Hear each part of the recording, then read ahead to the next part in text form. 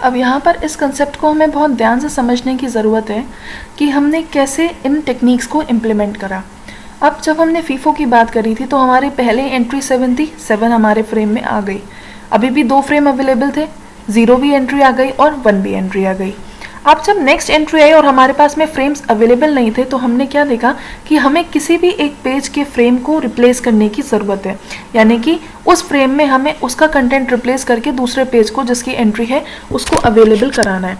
तो हमने क्या करा, हमने ये देखा पहले कौन सी एंट्री हुई थी। As per first in first out पहली एंट्री हमारी 7 की हुई थी, इसलिए हमने क्या करा 7 को रिप्लेस करके वहाँ पर नेक्स्ट पेज कौन सा कर दिया 2। अब जब नेक्स्ट एंट्री 0 आई, 0 हमारे पास फ्रेम में ऑलरेडी थी जो पहले से ही चली आ रही थी, इसलिए वो हमारा क्या हो गया, वो सिनेरियो हो गया हमारा हिट रेशो का, जहाँ पर पेज हमें ऑलरेडी हमारी मेमोरी में मिल गया और अब हमें एग्जीक्यूशन में कोई भी प्रॉब्लम नहीं हुई, इसलिए हमने वहाँ पर कोई भी रिप्लेसमेंट को फुलफिल नहीं करा।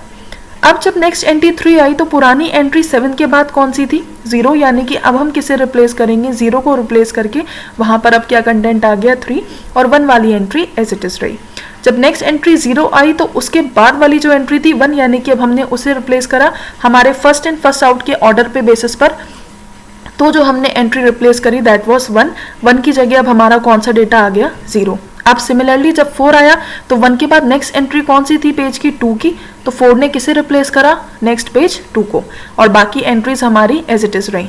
तो सिमिलरली इस मैनर में हम क्या करते हैं, हम अपनी एंट्रीज को एक एक करके आगे चेक करते रहते हैं और उनके बेसिस पर अपना रिप्लेसमेंट करते हैं। यानी कि अब अगर हम इस सिनेरियो में देखें तो जहाँ जहाँ पर हमने क्रॉस लगाए हैं या जहाँ जहाँ पर हम फ्रेम्स को ब्लैंक छोड़ेंगे, मतलब वो सारे पेजेस ऐसे थे जिनकी एंट्री हमारे पास ऑलरेडी हमारे जो फ्रेम है, जो मेमोरी है उसमें अवेलेबल थी।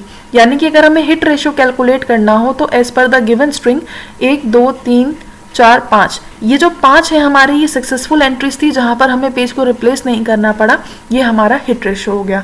और जितनी बार हमारे पास में पेज फॉल्ट हुआ, जितने इंस्टेंसेस पर हमें पेज को रिप्लेस करना पड़ा, that is the miss ratio. तो अब हम नेक्स्ट बात करते हैं कि फीफो एल्गोरिथम में बेल-एडिस एनोमली क्या है और हम ये क्यों कहते हैं कि फ्रेम्स बढ़ाने पर भी हमारा जो फॉल्ट है वो बढ़ गया। अब अगर ये एग्जाम्पल लेकर के चलें, जो हमारा रेफरेंस स्ट्रिंग्स था, फॉर एग्जाम्पल 1 2 3 4 1 2 5 1 2 3 4 5, ये स्ट्रिंग को हमें इनपुट कराना था और हमारे पास में 3 फ्रेम्स अवेलेबल थे। तो जो हमारे फर्स्ट इन फर्स्ट आउट का मैकेनिज्म होता है, और जो ये चीज़ हम एक बेसिक कंसेप्ट होता है कि कोई भी पेज की जब हम एंट्री पहले से करेंगे बाय डिफ़ॉल्ट वो हमारा पेज फॉल्ट ही देगा, क्योंकि वो हमारे पास में स्टोर नहीं, उसे हमें अवेलेबल कराना था।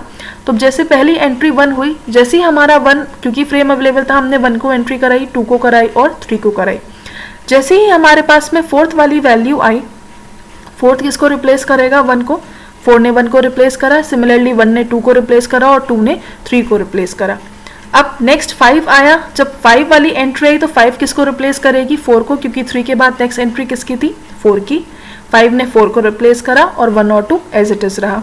जब 1 आया, क्योंकि 1 की एंट्री ऐसी थी, हमने कुछ भी नहीं करा। सिमिलरली जब 2 आया तो 2 भी हमारे पास फ्रेम में अवेलेबल था, हमने 2 को भी मूव नहीं करा। जब 3 आया तो हमारे पास में जो एंट्री नेक्स्ट थी 4 के बाद वो क्या थी 1, यानी कि अब हम 1 को रिप्लेस करके कौन सा फ्रेम अवेलेबल कराएंगे 3, एंड सिमिलरली आगे जाके हमने उन्हीं फ्रेम्स के बेसिस पर इसको कंप्लीट करा। तो यहाँ पर हमने ये देखा कि टोटल जो हमारे पास में पेज फॉल्ट हुए वो कितने हुए 9 हुए। अब अगर यहीं पर हम नंबर ऑफ फ्रेम्स बढ़ा दें, यानी कि अगर हमने नंबर ऑफ फ्रेम्स 4 कर दिए, यानी कि एक पेज में मैं 4 एंट्री कर सकती थी, तो पहले तो मेरा पेज फॉल्ट का जो रेट था वो मेरा कम हुआ। क्यों? क्योंकि वो सारे पेजेस को मैं इजीली अपने फ्रेम में अवेलेबल करा सकती थी, क्योंकि जैसे ही 3 के बाद क्या हो रहा था, अदरवाइज मुझे 4 वाले पेज पर ही उसको रिप्लेस करना पड़ रहा था। 3rd वाली जो एंट्री थी तो फर्स्ट को यहाँ पर मुझे रिप्लेस करके 4 ना करना पड़ा, बट क्योंकि यहाँ पर मेरे पास नंबर ऑफ फ्रेम्स बढ़ गए तो मुझे 4 को मूव करने की ज़रूरत नहीं पड़ी। मैंने इजीली यहाँ पर फ्रेम जो स्पेस अवेलेबल थी उसमें 4 को कर दिया। नेक्स्ट एंट्री जब मेरे पास 1 और 2 की आई तो मेरे को क्या करना पड़ा, 1 के लिए वो एंट्री मेरे पास अवेलेबल थी तो वो मेरा हिट रेशो हो गया, 2 के लिए भी वो मेरे पास में हिट रेशो हो गया। अब जब नेक्स्ट एंट्री 5 आई तो मुझे 5 के लिए 1 को रिप्लेस करना पड़ा, यानी कि वो पोजीशन क्या हो गई 5 ने ले ली और बाकी की एंट्रीज एज इट इज रही। अब जब 1 आएगी तो मैं नेक्स्ट एंट्री यानी कि 2 को रिप्लेस करूंगी। जब 2 आया तो मैंने नेक्स्ट एंट्री 3 को रिप्लेस करी और जब 3 आया तो नेक्स्ट एंट्री 4 को रिप्लेस करी।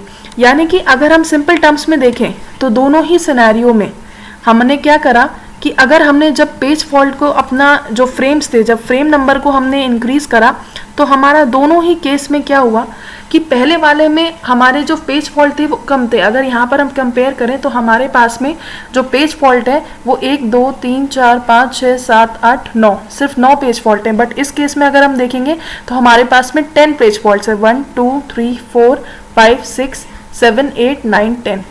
तो ये जो है कि हमने क्या करा, जब नंबर ऑफ फ्रेम्स बढ़ाए तो वो बढ़ गया। क्यों? क्योंकि हमारा जो है ये जो एल्गोरिथम है ये फीफो का सीक्वेंस फॉलो कर रही है, that is first in first out, जिसकी वजह से हमारे सिस्टम में ये एरर हुआ। अब नेक्स्ट हम देखेंगे कि हमारा LRU और ऑप्टिमल एल्गोरिथम कैसे वर्क करता है और दोनों के मैकेनिज्म कैसे सिमिलर है in case of backward reference and forward reference, कि वो कैसे अपना बैकवर्ड और फॉरवर्ड रेफरेंस देखते हैं और क्यों इस इफेक्ट से सफर नहीं करते।